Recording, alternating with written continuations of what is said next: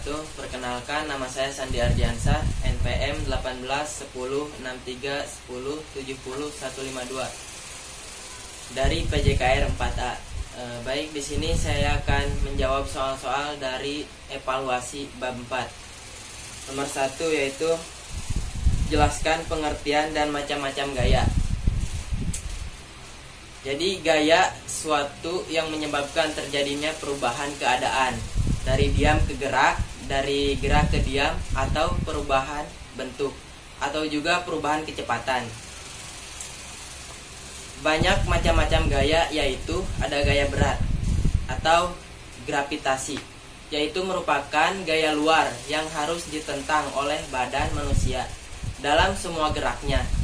Jadi gaya ini yang membuat berat kepada badan dan disebut sebagai berat badan. Jadi ketika ada orang sedang bawa bola, dengan membawa bola di tangan, maka tarikan gravitasi dirasakan beratnya bola. Yang kedua yaitu gaya tahanan. Gaya ini merupakan gaya eksternal, yaitu perlambatan gerak. Jadi gerak yang ditahan. Tahanan banyak macamnya, misalnya angin pasang atau tahanan udara. Tahanan udara ini kekuatan gerak anggota tubuh yang berlawanan dengan aksi juga merupakan tahanan.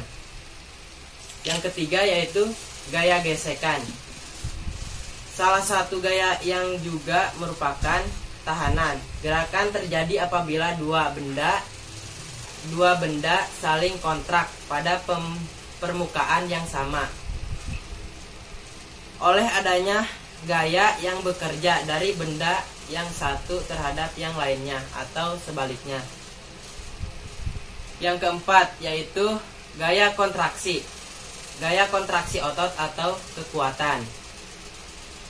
Gaya ini merupakan gaya dari dalam tubuh yang merupakan salah satu gaya yang penting dalam dunia olahraga. Sebenarnya kontraksi otot itu tidak lain adalah suatu proses pengubahan dari energi kimia menjadi mekanisme panas. Evaluasi bagian 2 yaitu sebutkan dan jelaskan aspek-aspek gaya. Yang pertama yaitu besarnya gaya. Besarnya gaya yang dapat dihasilkan oleh badan berbeda. Pada tempat-tempat yang berbeda, makin jauh objek dari pusat, makin kecil tarikan gravitasi dan makin kurang beratnya.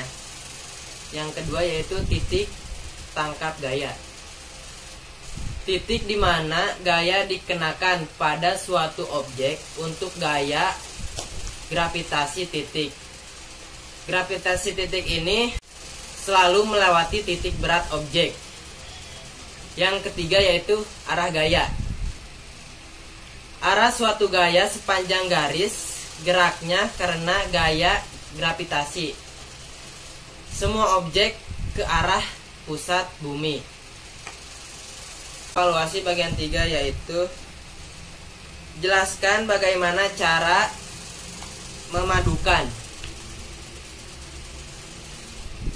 Jadi terdapat dua cara memadukan, yaitu secara grafis, yaitu secara jajar genjang, dan secara segi banyak.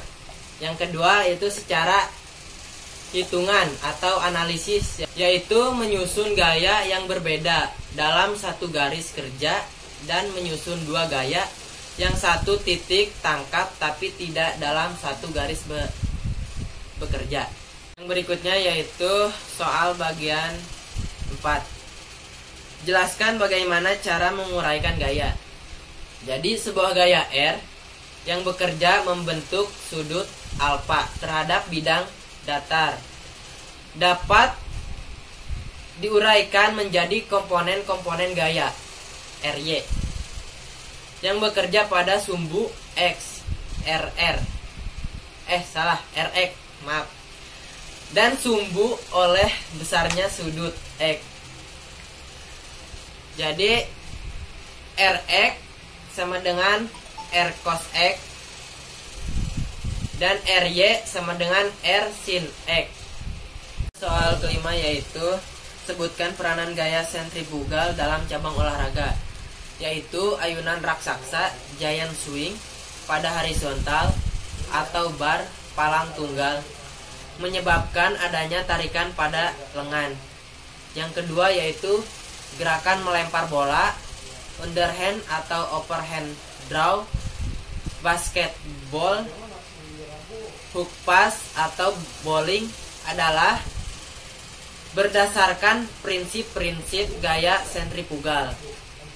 Yang ketiga yaitu kejadian-kejadian di mana gaya sentrifugal ditahan seperti dinding gelas,